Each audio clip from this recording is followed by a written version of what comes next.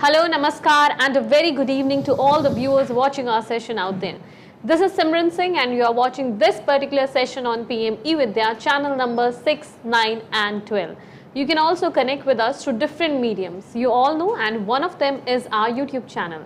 That is ncertofficial. Once again, I would like to welcome all our viewers with open arms in this live streaming on school leadership and development. Well, it's Friday and around 5:30 p.m. on your watch, and on Fridays you all know that we come up with our special session for around 40 to 45 minutes. So we are here with you till 6:15 p.m. If you have any queries in the session, drop out in the comment section of NCERT official. So you must be willing to know what is the topic that we are going to discuss in this particular session of school leadership and development. So today we are going to talk about organizational citizenship behaviors in schools. A leadership perspective. Does it sound new to you? If yes, let us know. And providing us more guidance in the session, we are also joined by two experts in the studio. So allow me to introduce you with our guest for the session. Here in the conversation, we are joined by Dr. Charu Malik. Namaskar, ma'am. Good evening. बहुत-बहुत स्वागत है आपका इस सत्र में. Ma'am is currently serving as assistant professor from National Center for School Leadership, NEPA. Then we also have with us Dr. Shadbha Sar. Namaskar, ma'am. Thank you. We also welcome you in the session. Ma'am is also serving as assistant professor from NCSL, NEPA. So the two different mediums through which you can connect with us is right there on your screens. Our contact number is 8800440559, and also a mail ID is flashing on your screen for class 6, 9 and 12. So for class 12, the mail ID is dth.class12@ciet.nic.in. So as we are about to start the conversation, you must be willing to know more about organizational citizenship behavior. But in the first place, let's get to know what are we going to discuss, the broader areas in this particular session. So for that, I would request Charu ma'am to please apprise our viewers more about our today's session. Yes, today we welcome all the school leaders for this concept-based session, and this is we are going to discuss about organizational citizenship behavior, which is an important variable in the research on school leadership that can help improve the school functioning, and it can contribute to school improvement in the long run. So what is organizational citizenship behavior? We are going to talk about that in detail today, and how we can operationalize that in the school in terms of what would be the principals' behaviors or the school leaders' behaviors and teacher behaviors. And we'll try to also explore, if this concept can be useful for students to exhibit. So this is going to be the broad understanding with which we would run the session today, and let us get into the concept. Thank you so much for highlighting this brief for all our viewers so that they get to know what we are going to discuss in this session. So as our title itself says, organizational citizenship behaviors. Yes. So in the first place, I would like to ask you, what is it about? Like, is it a policy? Is it a concept? What is it about, and how does it deal with schools? Yes. Organizational citizenship behaviors, Simran, actually refers to all those behaviors which an individual displays in the organization while he's working there, and they are not defined by the formal roles that they have. All right. Like if I'm working in an organization, I have certain roles that I have to perform, but these organizational citizenship behaviors are not defined or not written somewhere that one has to follow them. Neither one is punished for not following them, and neither they are rewarded. They might get rewarded, but they're not penalized for not performing them. But they certainly help in improving the functioning of the organization, and in schools context it is extremely important because it's all human-centric approach that we have to follow. So these kinds of behaviors are very important. Right, and we have certain definitions also which are research-based on what is OCB. Let me just share the first one. That it is the individual behavior that is discretionary, not directly or explicitly recognized by the formal reward system, as just Dr. Shadbha pointed out, and that in the aggregate promotes the effective functioning of the organization. Yes. Teachers, the next one. These refers to all kind of behaviors that are outside the formal definition but which contribute to the organizational performance and functioning. various researchers have pointed out that it contributes to effective school culture and well-being of all stakeholders, including teachers, principals, and students as well. Right, and this can have very positive implications even for the school community relations. Yes, yes. And relations with all other stakeholders who are belong to the system, or the education system, or even the non-governmental organizations with which the school enters into either a formal contractual agreement or an informal agreement. So basically the concept of organizational citizenship behavior is actually beyond the formal prescriptions on a given role. So a principal's role, for example, if you look at the code of school principals, would be to manage the school functions. But a lot of school leaders take the initiative, are proactive, they develop collaborative vision Yes. with all the stakeholders, which may perhaps not be so very well defined in the government order. Yeah, exactly. But they exhibit these behaviors, taking everyone together and creating a collaborative or a shared school culture or a learning culture. Now that would become part of the OCB, the organizational Yes. citizenship behavior. So there are many such behaviors that are associated with this very, very interesting concept, and I'm also sure that a lot of principals who would be really understanding this concept in detail today would realize that they are already doing these behaviors. It's just that this has been codified in the research. Yes, and with some specific name. Yes, but they are already doing it. Most of the school principals are engaged in organizational citizenship behaviors. I'm sure. In fact, teachers, students, Yes. a lot of community members are also there. So if you look at these slides again further, so as we just explained, in terms of what your role prescription is and how can you go beyond your role prescription. And this slide, if you look at it, there's a lot of importance on extra role behaviors, because only job description often fails to predict organizational effectiveness. Now this is something which is coming from the research on organizational management. And administration.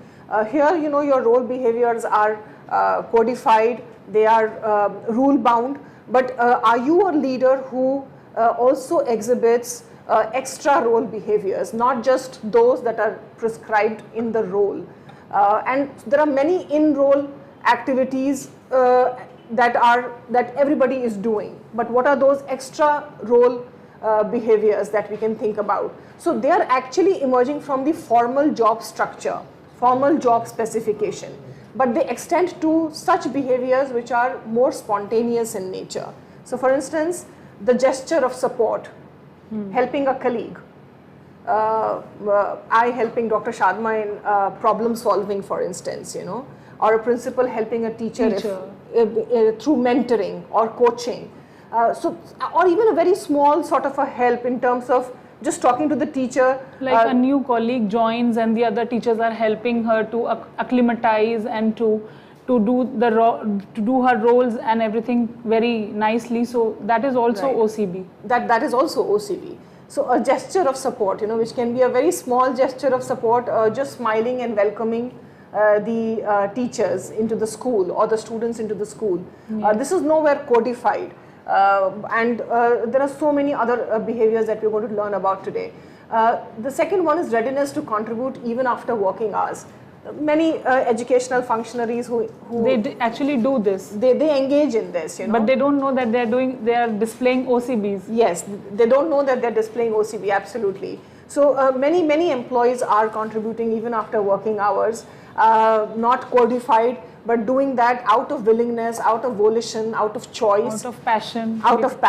and being self-motivated. I think essentially Yes. leadership is really about self-motivation. The third is initiating and being proactive about improvements, and I think here you can add the idea of innovations. Yes, all those leaders who bring about innovations in their school, they are actually doing it from their own side. Right. It is nowhere prescribed that you have to take these many innovations and in these areas, but Right. they actually do it from their own. These are all extra role behaviors that they do. Right, absolutely. It's an extra role behavior and innovation and creating an innovative school culture yes, is something again coming under the OCB. Yes. Being proactive and going out of the teachers. way, developing teachers, developing them professionally, and developing yourself professionally. Of course. So exactly. These are all proactive behaviors which are outside the arena of in-role prescriptions. Yes. And they all contribute to school improvement or any organizational improvement. And the most important thing that we need to really understand here that once the stakeholders in an organization, and here we're talking about the school, they start exhibiting OCBs, they enhance the improvement, the status of school improvement, yes. as well as they also contribute to the reputation of the school. Yes. Because they are connected, no, through some means. Right. Through these behaviors, they feel connected, and that helps in improving the schools. Right, right. And once you are innovating, once you are bringing about change, once you are removing the roadblocks, then of course everybody gets to know around the school. So there's a positive vibration that gets created within the school and outside the school.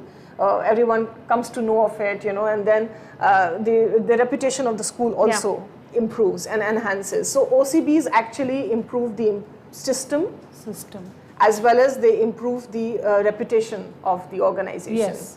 So this is really the OCB in very operational terms. Yeah, thank you for defining it so well for all our viewers, and having understood the concept of OCB, as I could just get a sense of OCB, what is it all about? If it is not laid on a piece of paper, like the specific roles and responsibilities and the duties through which we have to go by. So I have this curious question in mind, is it important at all? Because it is not mentioned officially, formally it is not told to people to show a gesture of support. So in the context of school leadership and development, could we say that it is important or important at all? Right. So whereas researchers have pointed out that it is an important, variable actually, which enhances the performance of teachers and it actually enhances the school culture, towards the improvement. School transformations, turning schools into a learning organization. One has to gel, these behaviors will help in gelling with people, in bringing them together. Right. So if you look at this, carrying forward with what Dr. Sharma has just said, what does really research talk about in terms of how principals exhibit the OCB? So we have just quoted two quotations from Nutov and Somek, who have done brilliant research on principals and how they exhibit OCB in their school context. So for instance, we quote the research by Nutov and Somek in 2017, a principal saying that I see it as part of my job description. I am completely immersed in it. I have a hard time distinguishing between voluntary work and my job. I think that anyone who goes into management or any other role understands that a big part of his or her work is going to be voluntary. So in fact, what they found out as we were going through the literature, what they found out was that most of the principals were not able to even delineate, were not able to differentiate between OCB and their formal role prescription, because they thought that this whole work is part of the job.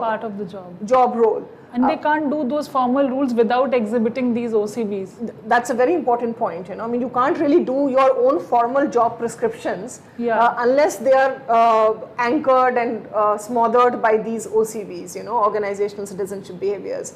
So like developing self. Yes. Nowhere it is mentioned that you have to develop yourself as a leader or as a teacher. But if you develop yourself, that will help you in developing self of others as well. Correct, absolutely. And if you look at another quotation, which is very interesting, another of the principle that has been quoted in this research says that I look at my colleagues, at the principals, there is something moral in our DNA, our readiness to give. We don't see it as extra, we see it as part of our role, and that is why it is so hard for me to separate. There are no limits to this work, it gets under your skin. So the idea is, like being giving again is an important leadership attribute, so you give without really expecting too much in return. As the principal is saying, that there's something moral in the DNA of a principal or of anybody who's involved with the education sector. you must, I mean, this whole exhibition of organizational citizenship behavior comes automatically. Yes. And it's very difficult to really differentiate it from the official job prescription. But it is all exhibited. But it's a part of it, right? It is a part of it. So if you go ahead with this, and we look at some of the frameworks that are existing in the research on OCB in the context of school leadership. So, for instance, this research talks about how principals can exhibit organizational citizenship behaviors through 4 modalities. The first is the efforts that they put in the school community. In the school community means within the 4 walls of the school. And going a little bit beyond it, you know. So that is one. So what are the efforts and behaviors that are citizenship behaviors that principals exhibit within the school? The number 2 is what initiatives and innovations do they encourage other than over and above the daily managerial duties. The third is supporting the local community, and the fourth is exceptional behaviors that are there in the organization exhibited by anyone. In fact, a non-teaching staff also can exhibit these behaviors very emphatically. So if you look at this in very brief, I would just go a little into the depth of this. The first one is the effort invested in the school. So for instance, it is the principal deals with a lot of inappropriate behavior that may emerge during the schooling process, and take action towards it empathetically and not always through penalization. So that would become part of OCB in addressing the socio-economic and social problems of students and their parents. And we see that in most of the government schools, principals and teachers go out of their way to help. In bringing them to school even. Absolutely, in improving the enrollment, in reversing the enrollment from private. They have to make so many efforts. So many efforts, and rather I would say a lot of sacrifices. Both financial, as well as you know, going the larger distance. You know, going that extra mile to mitigate the socio-economic gaps of students and bringing them back into the school and retaining them. Certainly.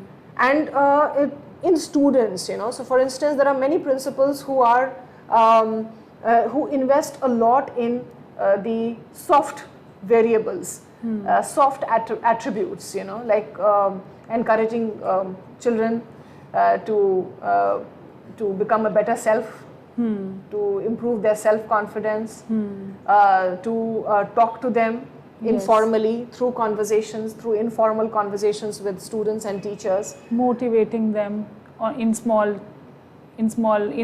achievements, like whatever they do, they try to motivate them for everything. So so this is all coming under OCB. In teachers, of course, you know, by encouraging professional development of teachers.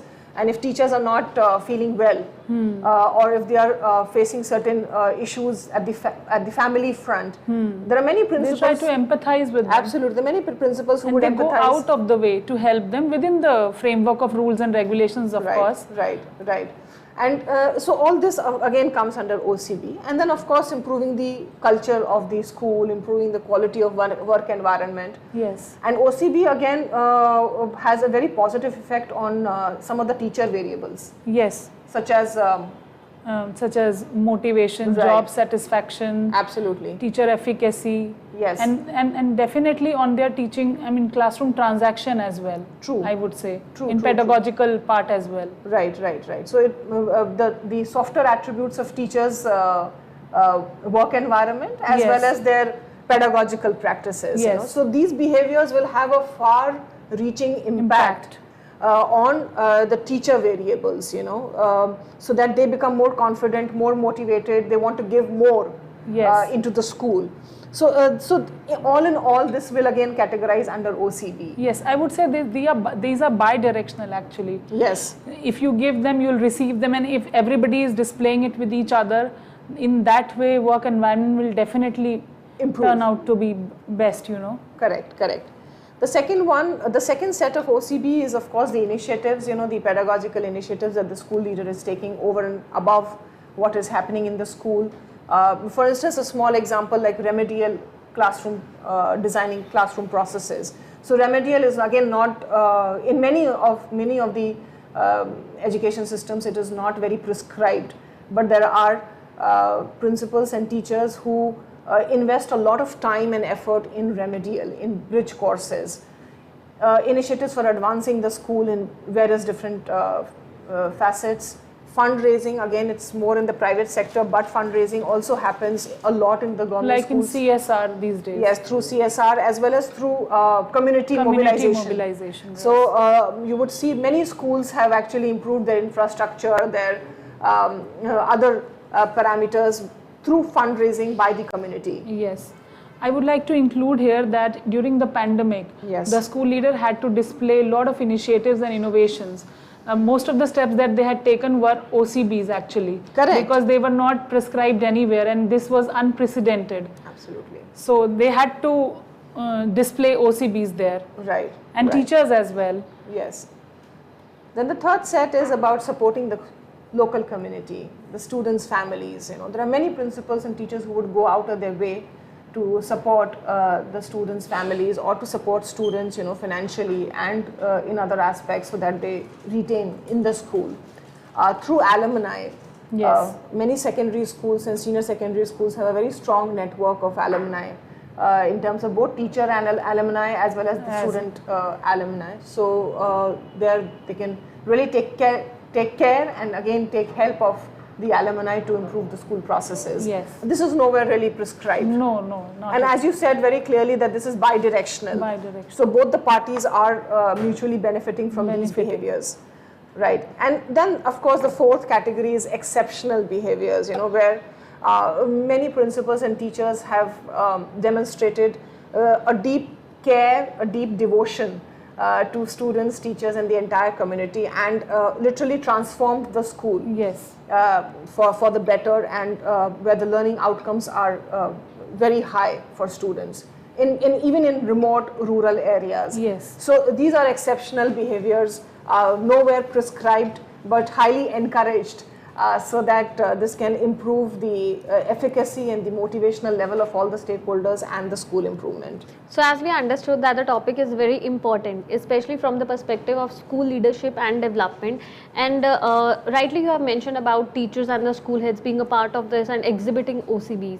So what could be the appropriate ways or the strategies so that they could start exhibiting OCBs in the workplace or in their environment, and how is going to be helpful in a school environment for the teachers? Yes, for the teachers, yes.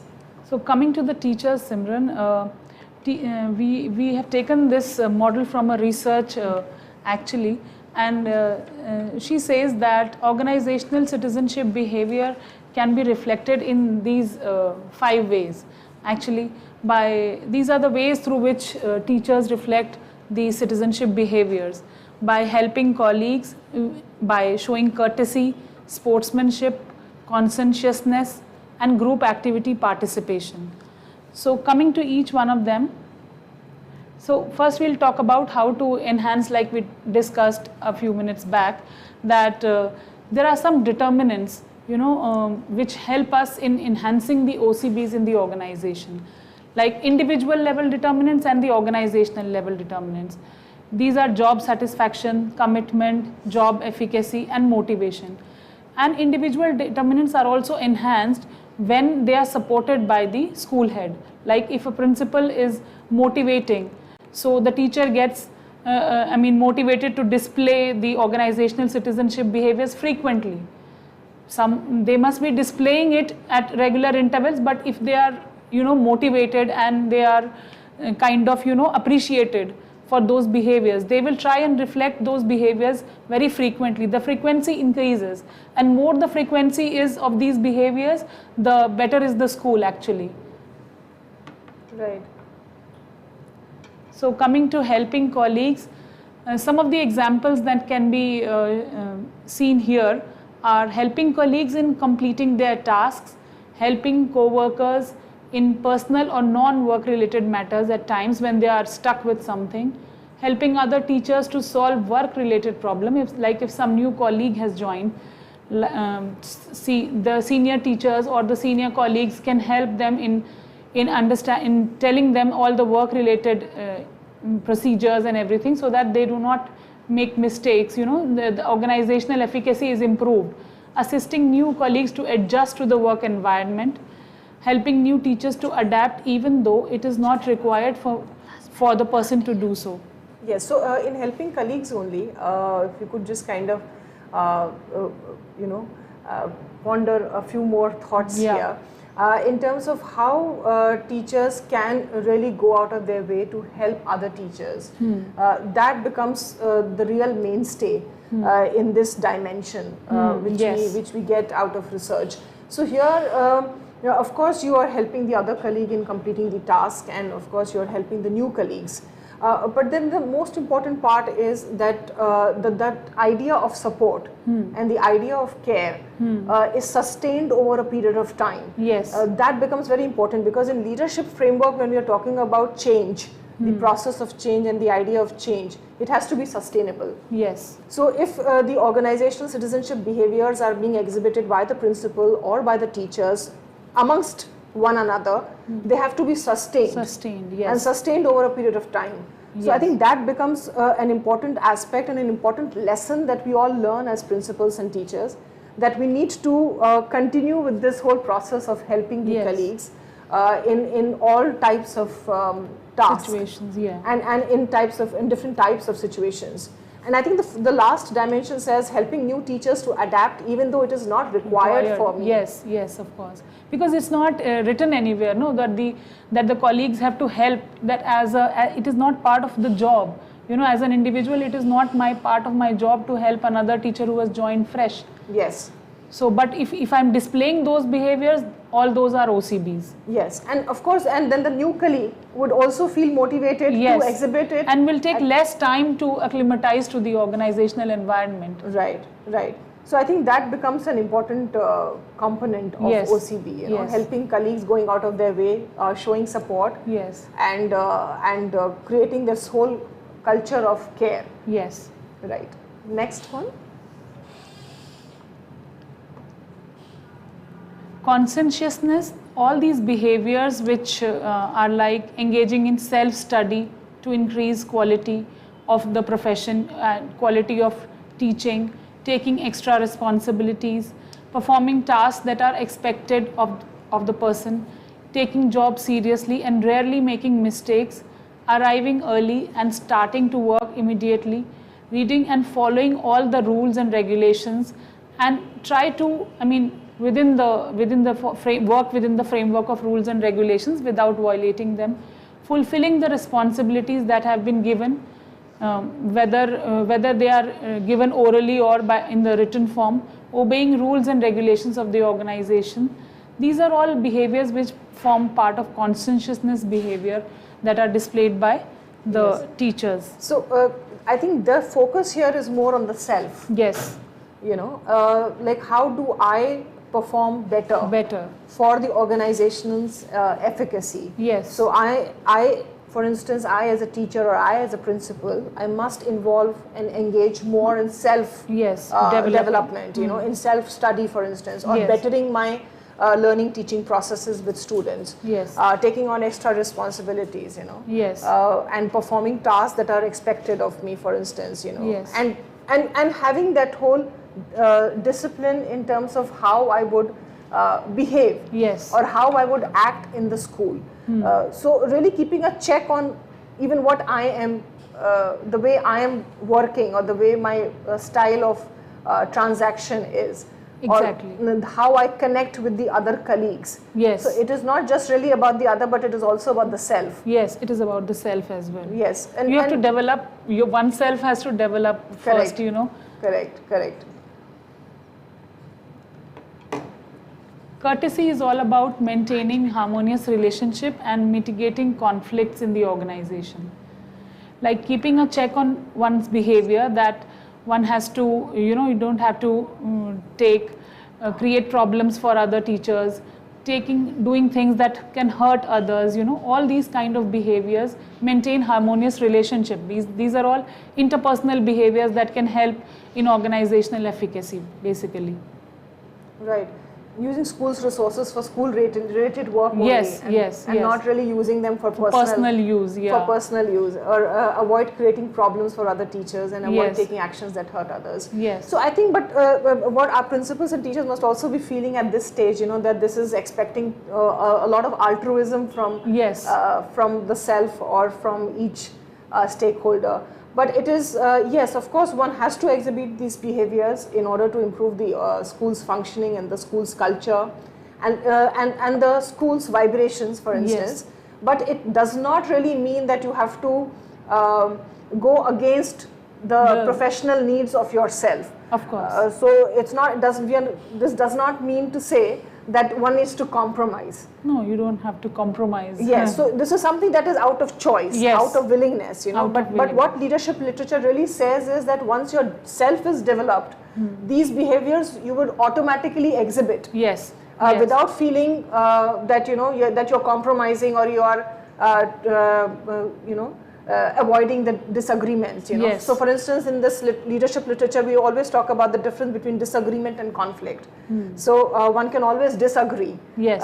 And as much as one can. Creative disagreements are always welcome. They're always welcomed, But yes, one must not engage in violent yes. forms of disagreement, or that leads to a conflict situation which is very, very difficult to handle. Yes. So everything can be negotiated on the table in a peaceful fashion. So that is something that is expected. Positive aspects, basically. Yes, yes. So the idea is that once your self is developed, you would exhibit these behaviors rather Yes. than compromise and exhibit. Yes. So we are nowhere saying that you have to compromise or you have to put your interest at the last. Yes. But of course exhibit these behaviors so that everybody is on the same page and we have a win-win situation. And these behaviors can be emulated, very quickly. Correct. If I see you doing it at NCSL, Yes. I mean, I will also try to do them. Correct. Absolutely. Emulation and role modeling, True. it percolates. It You're is right. not only for the school leader. Right. It is amongst teachers as well. True. True. Coming to this last dimension, which is sportsmanship. So not creating big issues out of small matters. Do not complain about trivial matters. Do not complain about things which are not important. Do not complain about petty issues. Do not indulge in fault finding. Focus on the positive side of school functioning. That is more important. What sportsmanship means, that you have to always focus on the positive side. Whatever you have, one must also get all these, but one must try to work within whatever situation one is placed. That is more important. Right. And this we can of course relate with this whole idea of having the spirit alive. Yes. Of taking things in one stride, and arriving at collaborative problem-solving exercises rather than creating big issues out of small matters. Yes. Because the organizational energies get deviated in that sense. Right. No? Right. Yes. Or complaining about things which are trivial. Yes. So I think a lot of self-reflection is also important and required on part of each stakeholder, whether it is the principal or the teachers or the non-teaching staff. Yes. In terms of what are these behaviors that I am indulging in, what are those actions therefore that I am engaging in, and are these behaviors and actions beneficial for the organization Yes. or harmful for the organization? Implications must be, Yes, thought one at. must be able to assess the implications yes, before exhibiting any such negative behaviors. Yes. And the most important thing is that once you start doing that self-reflection, it is not just that the organizational effectiveness improves or the school's effectiveness improves, but it is also you who improves. Yes, certainly, exactly. Right, and I think in that whole process, the key message here is for the principals and for the teachers, that one must have very strong professional development opportunities, and one must avail these professional development opportunities so that one is strong enough to be able to give. Yes. Rather than always receive. Yes. Receive, So and this, of course, as you said, Dr. Shadma, that these are role models, And in the same context, ma'am, we would also like to know that how OCBs is going to be helpful in the school environment, and with that, how can schools be efficiently integrating it or making it a part of their system? We believe that students can also emulate these behaviors actually. Right, Dr. Charu? Yes, I mean, yes, they yes. can. I mean, they can always look. They always look up to teachers. Teachers are their role models. But if they see teachers displaying these behaviors, they might also emulate these behaviors in their self, in their personal lives as well. Correct. And they become better citizens actually. Yes. So, for instance, if a school is upholding certain values, Yes. which we have discussed on many platforms on value leadership. For instance, if school is upholding the value of a democracy, and there are many schools which have these mock parliaments, Yes. and Bal Sabhas, for instance, So all these things, all these platforms would actually inculcate these behaviors in the students, and once they see the principals and teachers exhibiting these behaviors, that is something that is easily emulated Yes. and exhibited by the students, And now we are slowly moving into this whole paradigm of student leadership. Yes. So we are no longer saying that it is about the principal leadership or the teacher leadership, but we are also saying student leadership. So in that context, this becomes really important, So it, and very rightly asked also, Yes. OCB is not just for adults. Yes. Let us be clear. OCB is also for the children and growing adults, Ultimately, the child is the beneficiary. Yes, yes, and the child is also developing into an adult. Yes, yes. With these attributes, so that the students can actually take a prominent role in the active socio-economic life. Yes. Yeah. So above and overall, I think we can say that it is important for an individual, right? As well as for Exhibiting the these organization. behaviors. Yes, Yeah. because these behaviors, that's a nice question, but these behaviors, how would you exhibit? You Yes. cannot exhibit in isolation. Yeah. You have to exhibit In a these behaviors workplace. in an organization, in a workplace, in personal family life. Yeah.